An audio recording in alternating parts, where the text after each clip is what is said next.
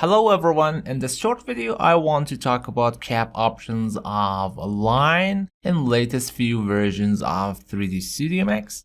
I maximize my viewport and go to create shapes line and just click and make a simple line. Go to modify tab. Under rendering rollout, allow me first to enable in viewport. Also you could enable on render. I will change the color. Alright. By default, as you see, we don't have any specific capping. And if I convert it to editable poly or mesh, you see we don't have anything specific. Sometimes even we have some extra line. Allow me to undo that. But now we have capping options here. First of all, make sure your cap is enabled. Alright, allow me to zoom. And now we have quad cap. I could enable that.